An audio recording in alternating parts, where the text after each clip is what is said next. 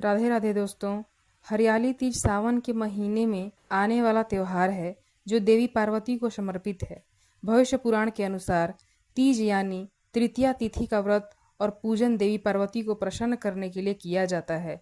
पुराणों के अनुसार चंद्रमा की 27 पत्नियां हैं। इनमें चंद्रमा रोहिणी को सबसे अधिक प्रेम करते हैं। पुराणों के अनुसार रोहिणी ने तृतीया तिथि का व्रत किया था, जिससे रोहिणी के प्रति चंद्रमा का प्रेम सबसे अधिक है। सावन मास में जो कुंवारी कन्याएं और सुहागन तृतीया तिथि को हरियाली तीज की कथा सुनती हैं और देवी पार्वती की भगवान शिव के साथ पूजा करती हैं, उन्हें बहुत प्रेम करने वाला जीवन साथी मिलता है और सुहाग की उम्र भी बहुत लंबी होती है। इस संदर्भ में पुराण में कथा है कि देवी पार्वती और भगवान शिव ने हरियाली तीज को किस प्रकार कन्याओं के लिए विवाह और वैवाहिक जीवन में प्रेम और आनंद पाने का व्रत बनाया। देवी पार्वती अपने पूर्व जन्म में दक्ष प्रजापति की पुत्री सती थीं।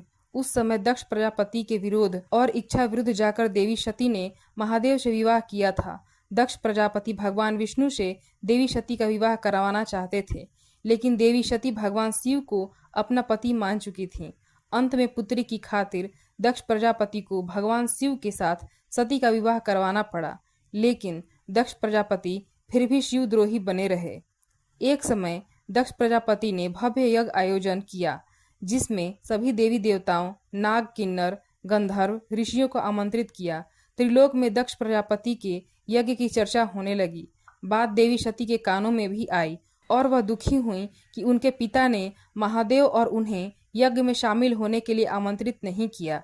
इस बात से देवी सती को बहुत दुख हुआ और वह फिर भी बिना बुलाए पिता के यज्ञ में जाने की जिद करने लगी। महादेव ने देवी सती से कहा, हे देवी, बिना बुलाए पिता के घर जाने से मान सम्मान की हानि होती है, इसलिए मेरी बात मानो और तुम ना जाओ। लेकिन देवी सती अपनी जिद में शिव की बात को मानने को तैयार न हुई और शिव से कहने लगी कि आप भले ना जाएं, लेकिन मैं अपने पिता के यज्ञ में जरूर जाऊंगी।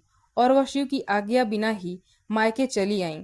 दक्ष प्रजापति ने जब देवी सती को बिना बुलाए आया देखा तो देवी सती और महादेव का बड़ा अपमान किया। उस समय देवी सती को महादेव की बातों का स्मरण हो आया और अपनी भूल पर वह प्रायश्चित करने लगी। सती ने कहा कि महादेव के मना करने पर भी मैं यहाँ आई और मेरे कारण मेरे पति का अपमान हुआ है, अतः अब किस मुंह को लेकर शिव के समक्ष जाऊंगी। वह बहुत दुखी और क्रोधित हुई। सती उसी समय पिता के यज्ञ कुंड में शिव का ध्यान करते हुए कूद गईं और सती हो गईं। देवी सती के अग्नि कुंड में देह त्याग की सूचना मिलते ही भगवान शिव अत्यंत क्रोधित होकर वीरभद्र को प्रकट किया, जिसने दक्ष प्रजापति के यज्ञ को नष्ट कर दिया। इसके बाद शिव जी घोर साधना में लीन हो गए। इधर देवी सती को भगवान शिव की आज्ञा का उल्लंघन करने का दंड भी मिला। उनका कई जन्म होता रहा। इस तरह देवी सती के 108 जन्म हुए। 107 जन्मों तक वह भगवान शिव को पुनः पति रूप में पाने के लिए तपस्या करती रहीं। 108वें जन्म में देवी सती का हिमालय की पुत्री पार्वती के रूप में जन्म हुआ। इस जन्म में देवी पार्वती ने भगवान शिव को पति रूप में पाने के लिए सावन में मृतिका से शिवलिंग का निर्माण करके भक्ति भाव से शिव जी की पूजन किया और तपस्या में लीन हो गईं। देवी पार्वती की तपस्या से प्रसन्न होकर हरियाली तीज पर भगवान शिव प्रकट हुए और देवी पार्वती को वरदान दिया कि तुम मेरी अर्धांगिनी बनोगी। इस तरह हरियाली तीज के दिन देवी पार्वती को भगवान शिव से मनोकुल वर प्राप्ति का वरदान मिला। इसके बाद भगवान शिव ने देवी पार्वती के आग्रह पर कहा कि जो भी कुंवारी कन्या हरियाली तीज पर व्रत करके भगवान शिव और देवी पार्वती का पूजन करेगी, उसे कामना के अनुसार सुयोग्य पति की प्राप्ति होगी। और जो सुहागन महिला हरियाली तीज का व्रत करेगी, उनका वैवाहिक जीवन प्रेम और सुख से भरा रहेगा।